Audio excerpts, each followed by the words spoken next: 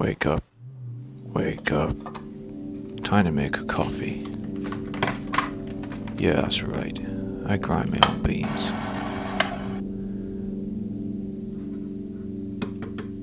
It's gotta be right. It's gotta be even. It's gotta be distributed the way it should be. Most people don't. Tampa. Tampa with a swivel. The grinds are ready. Let's go in there.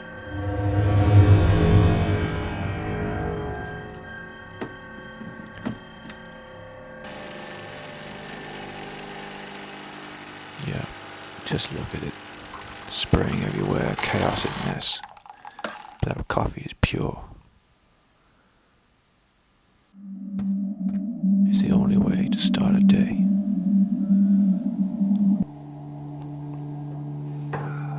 It's time to do some work.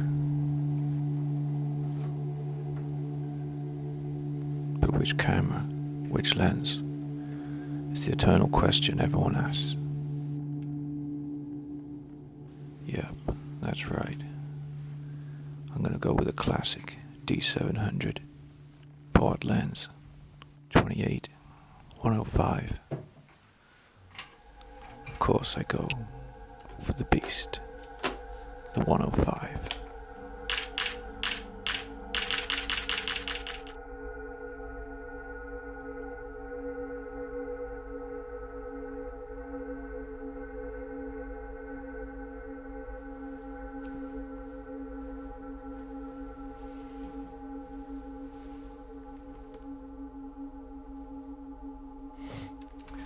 Hello. I wanted to emulate the great films such as Blade Runner 1 and 2, which are my favourite films. And they're a lot of people's favourite films because, well, mainly because of the use of colour. Now, can this CF100 light, which I've just used throughout that introduction, can it help emulate colour filming, give you the mood? And it can be used for portraits, obviously, studio backlighting, and cinematography as well, and it's really fun to do. So instead of making, here's the specs, here's a review, this is what it can be used for, I wanted to use it and see how much fun it is and how practical it is to use this light.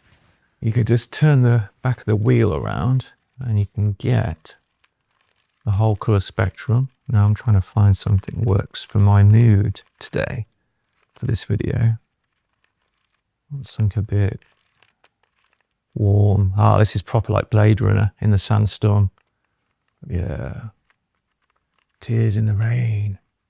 So as you can see, it's as easy as that. You just use the controls and you've got the whole colour spectrum. You can create the exact mood you want.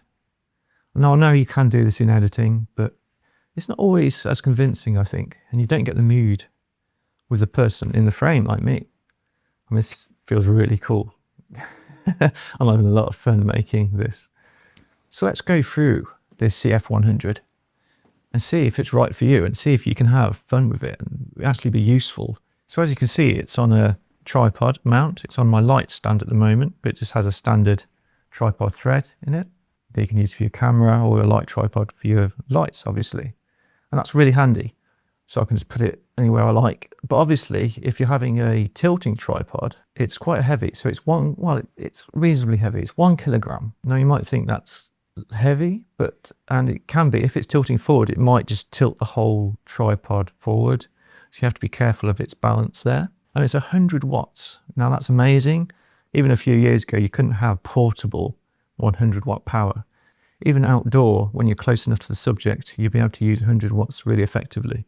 And it has these barn doors, which you can just adjust to create more of a stream light like that, of course. And as you've already seen, it has the full colour temperature and colour spectrum you can use from the back wheel. And the back wheel can be a bit fiddly at times. It takes a bit of getting used to, but if you're used to the Zhiyun technology and the use of the app, is really handy as well. So you can do it on your phone, and it's probably easier than the back of the control unit itself.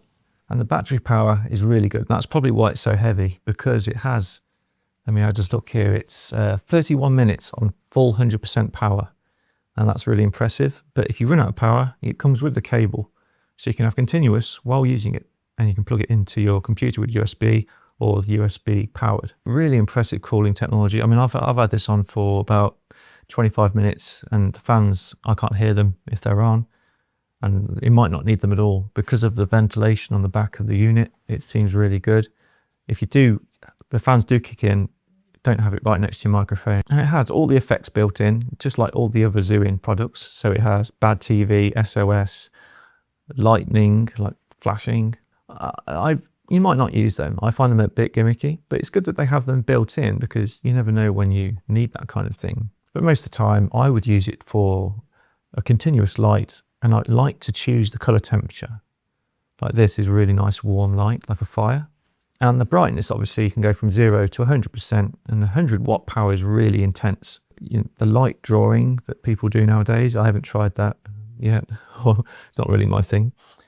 But it's great for portraits, obviously. So if you're in an indoor space and you don't have the right lighting, well, this is portable. Let me just take this off. So yeah, it's portable. I mean, it's not heavy to me, but I can see how it would be after a while. But of course, the obvious one is that it's a lightsaber. And you notice I've chose red because red is the dark side colour. You could consider it quite big, but I like the long light situation because it has a really good spread. I'm really impressed with this light. I find it really fun.